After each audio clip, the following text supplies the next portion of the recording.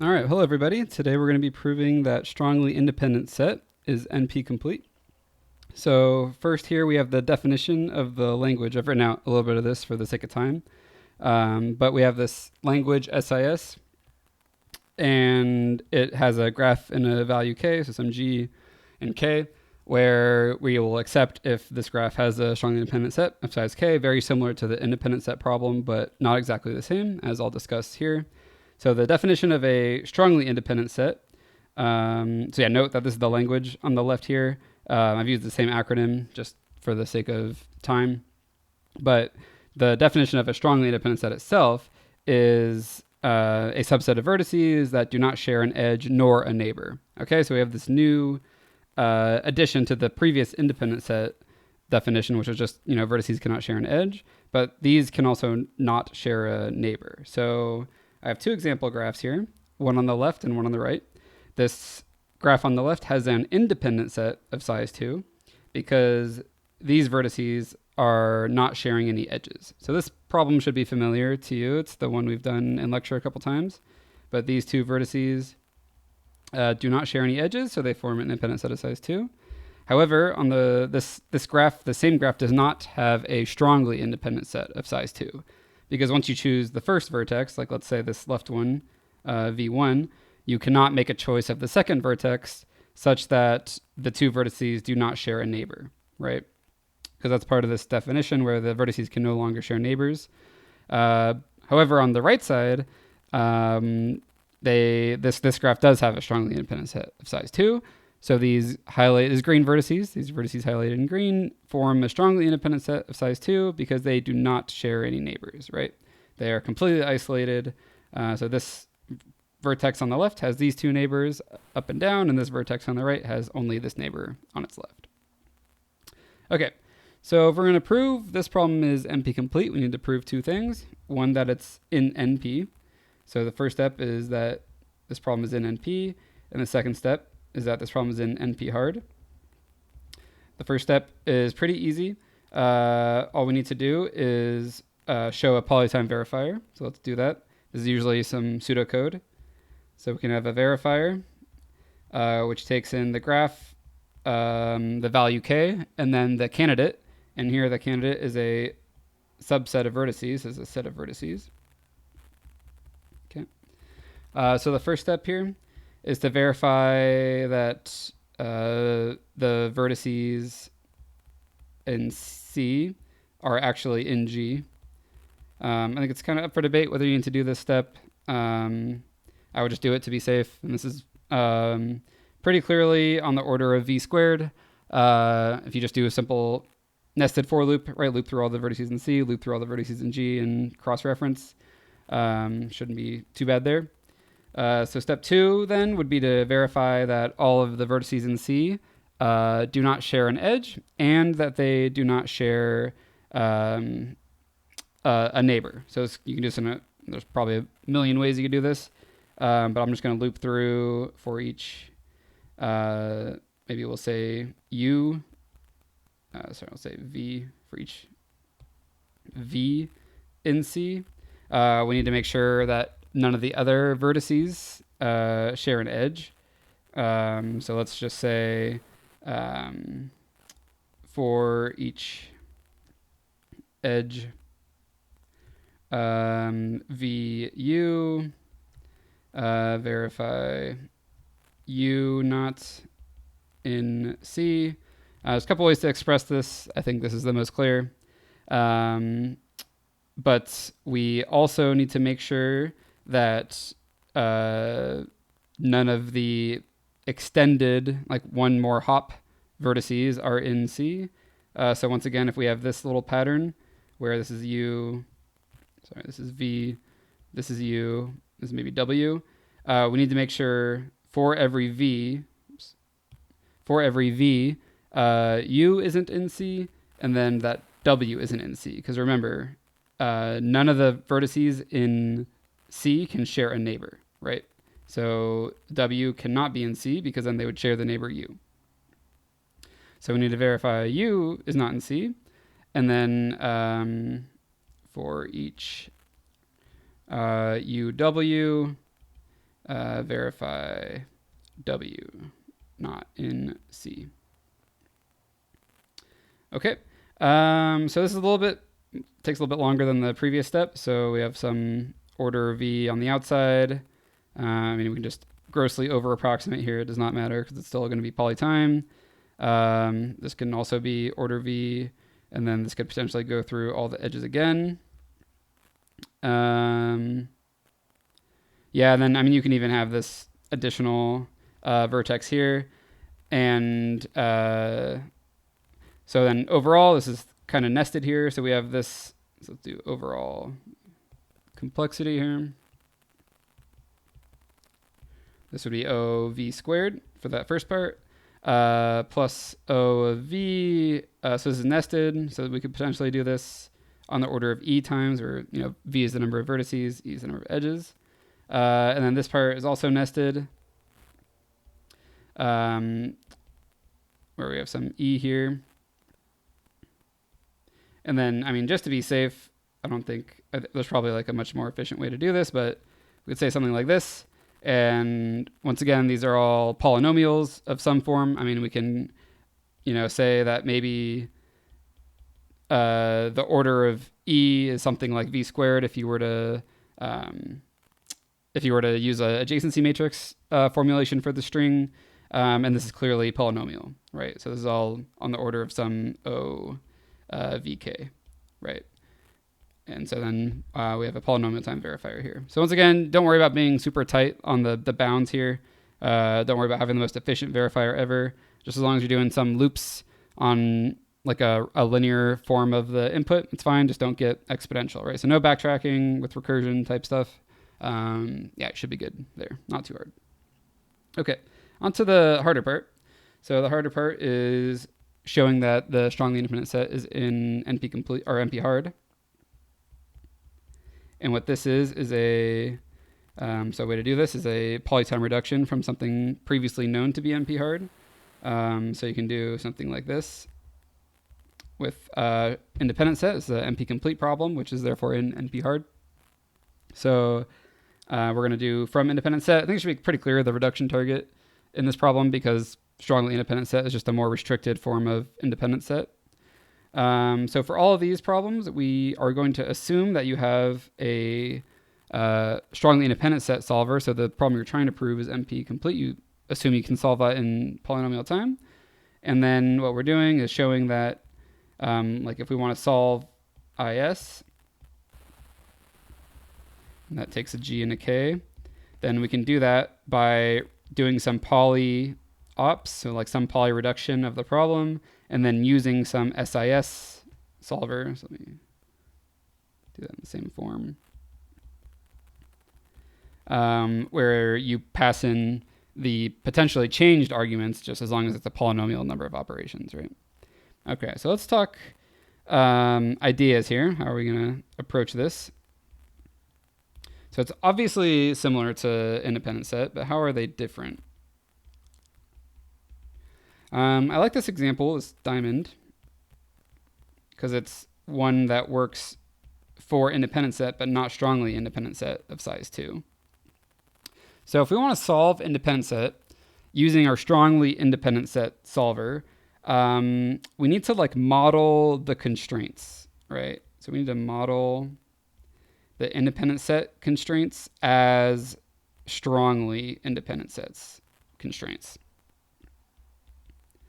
Okay, so let's figure out what these constraints are. So in the independent set problem, the constraints are like these edges, right? So the vertices cannot share the edges. Okay, that's kind of like our isolation mechanism. So we're isolating, so for independent set, we're like isolating using edges. But the problem is for strongly independent set, we are not using edges. We've extended it out a little bit. So if we were to choose this vertex here to be in the strongly independent set, we are isolating using the edge and the neighbor, right? So the isolation is extended out and is not just that edge, right? And so what that means is we're actually going to extend to things that also share a neighbor, which is extending out to this one here, if we look at the constraint, right? And so this vertex needs to be isolated by everything that shares an edge, which is why there's not a strongly independent set of size 2 for this graph. So it kind of has all of this in the isolation, and why we need to add another vertex out here, right, such that now it's outside of this isolation boundary, right? So maybe I can draw it a little closer to how I did here, where the isolation is just one edge out, but here the isolation is things that, so it's like two edges out, right? So we kind of go from one edge to two edge. Maybe that's a better way of thinking about it. And so here we can now include this vertex in our strongly independent set because it's outside of the isolation boundary, right? So we need to model one edge using two edges, I guess is maybe a good way of thinking about it. So we isolate here using two edges. Okay, so then the question we need to answer for ourselves is how can we model this problem, this independent set problem, because we have a strongly independent set solver. So if we can model the edge isolation using two edges each time, we're onto something here. Let's go back to this graph. So keep in mind, I have a strongly independent set. So I have SIS solver, and I need to solve independent set. So the way I can do this is maybe when I have one edge, which is the previous isolation mechanism, I can substitute two edges there. So I can do something like this, where instead of one edge, I have two edges. So I just add this little connector here. And if I were to erase these original edges, I've now modeled my problem using the strongly independent set isolator, right? So these little gadgets, if you want to call them, are isolating each vertex similar to the way independent set would. And if you'll notice, if I model the problem like this, I now have a strongly independent set of size 2 because I can use these two now just like I did for the independent set problem. So I can use this one here and this one here. Maybe I used highlights, I think. So I can use both of these because they're now separated sufficiently, right? Because I have these implicit connectors now in the green that are now part of my graph, and I have a strongly independent set of size 2 now. The problem, though, with this modeling is the strongly independent. I've like added vertices, right? So I don't want the strongly independent set solver to choose the vertices I've added, which if I highlight in green are these four, because the strongly independent set solver can choose those if it wanted to try to solve the problem, but I don't really want it to. I kind of want to keep it working with the original vertices. So to get around that problem, I can just connect them. So I can connect up all of these vertices together.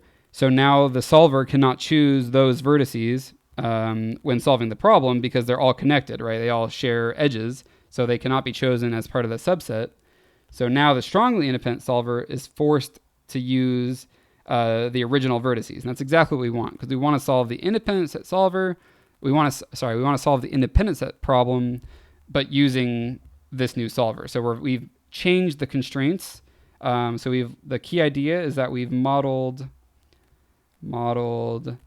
the isolation or the constraints from independent set as the constraints in strongly independent set, which are like neighbors, right? So previously, maybe I can write it in a simpler example here.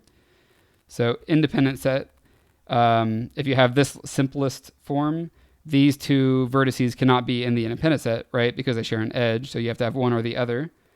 And so we are kind of replacing that with the strongly independent set, right? So we've kind of removed this edge, and we're now using this little connector to show that, okay, if you have this form, now you must choose, because we want the same idea, right?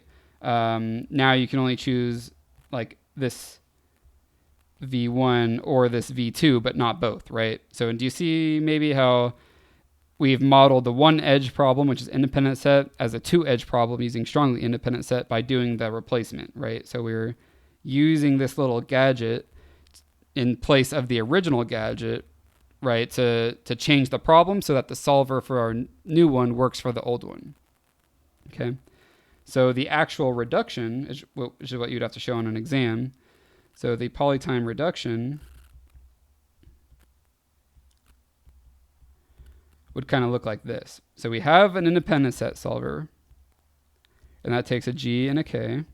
So the first thing you would do is you would copy G as G prime. And then for each edge,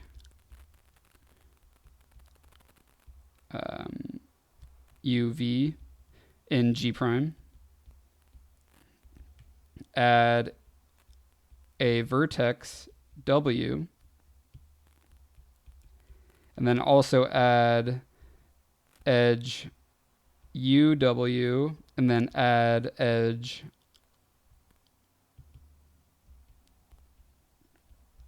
WV, right? So we are adding that vertex. So in this case, it'd be like this is the W, right? And we're adding in UW and WV, right?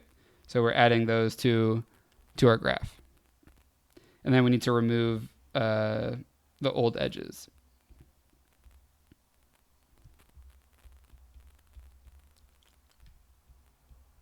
And then the last step would be to connect all vertices. So these are the W's added. So these are the so all the new vertices, we need to connect them up so that the strongly independent set solver does not use those, right? We need to restrict it to only the original vertices in the graph, because that's what independent set solver would choose. Okay. So then you would show this is polytime. So this is obviously linear, this part here. So this is O of V plus E. Then this part here would be each edge. So it's the outer. And each time we're adding an edge, we're doing some constant work here. This is all constant. So this is all O of E. And then connecting all vertices is then also O of V, and these would all be added. That's very clearly poly. So you need to show the polytime reduction there. And then you need to kind of convince that the reduction is correct. So you need to prove the equivalence afterwards. Okay, which is that a solution in, so that this is the equivalence here.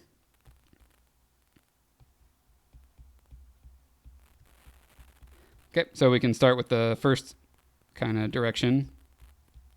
So a solution in independent set implies a solution in strongly independent set. So a solution in, or maybe I say an independent set, independent set of size K in G. So that would be like this original problem, right? On that graph I drew here on the left. So a solution there, we need to convince that there is also a solution of the same K in strongly independent set solver, because we didn't change the value of K. So to get to that solution, this independent set of size K, the edges around each vertex, right? So the independent set of size K in G,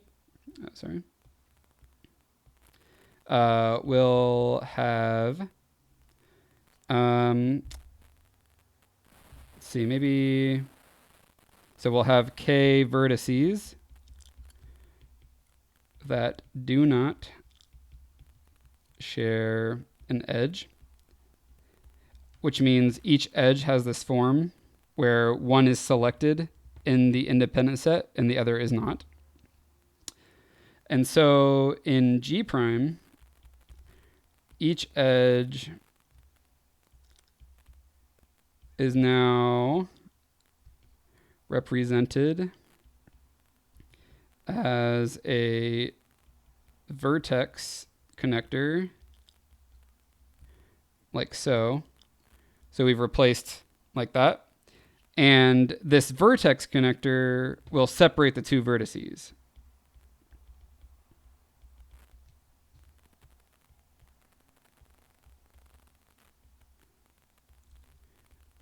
And I say disjoint here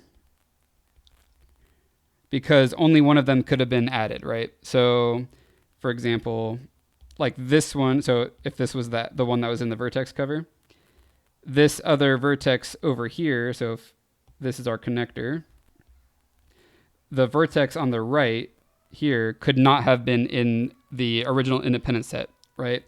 And therefore we have a strongly independent set of size k using the same vertices, right? Because we know it's 2 away from everything. Therefore, the same vertices form a strongly independent set of size k. Okay, and now let's finish it off with the other direction. So we'll go here.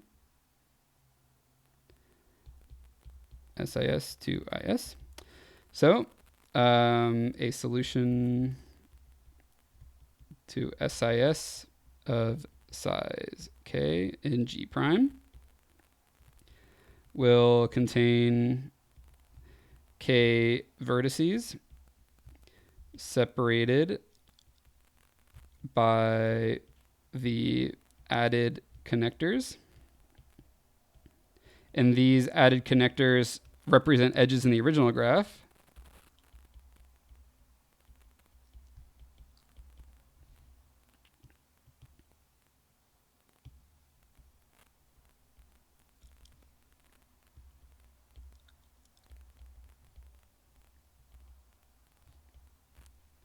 So we have this idea here, and it's kind of just the reverse, right? So in the strongly independent set solution, we can only contain one of these vertices, right?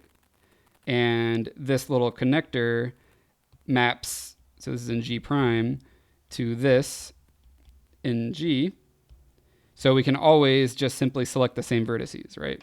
So selecting the same k vertices in G will give an independent set of size k. And so this is where connecting all of the connectors together mattered, right? Because I can now say that the same vertices can be used in G, whereas the connecting ones that we added do not exist in G, right? So if we go back here, these ones in green are the connectors that I added. I had to connect them up so that this part would work out down here. Because you can imagine if I did not add all of the edges connecting the new vertices, like these are the W's. And so I guess maybe you want to highlight that here. So note so that, so the connecting, like the added connecting vertices could not have been selected